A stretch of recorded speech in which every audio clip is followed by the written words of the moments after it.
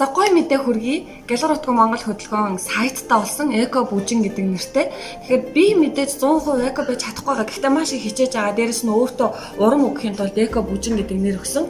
Энэ сайт маань Америкийн нэгдсэн улсын Чикаго хотод байрлаж байгаа. За Чикаго хотын Atenix гэдэг биотехнологи компанид ажилладаг Америкийн монголчуудын мэдээлэл.com сайтын админ Үлзий хутаг байрлаж маш их тусдын болж байгаа учраас Үлзий хутагта маш их баярлалаа. Ер нь бид мэдээлэлгүйгээс олоод алдаад байдаг.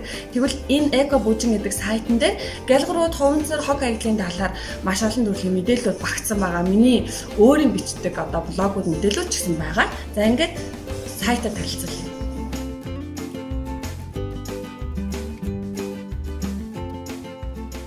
За сайтын нүүр хэсэгт хамгийн нэгдүгээрт 3 сарын 1 буюу засгийн газраас хэрэгжүүлж байгаа нөгөө гялгаруудыг хорих тогтоол эхлэхэд хэдэн хоног дутуу байна гэсэн тоолоор тавигдсан. За ингээ миний зураг байна.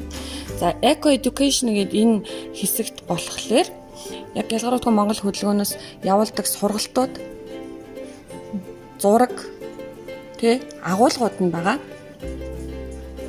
No Plastic Mongolia гэдэг хэсэгт гялгарууд хуванцрын талаар дэлхийн нийтэд ер нь ямар шийдлүүд гараад байгаа юм бэ? Хор хөнөөл нь юу юм бэ? Яагаад хориод байгаа юм бэ гэсэн мэдээллүүд, миний бичсэн мэдээллүүд байгаа.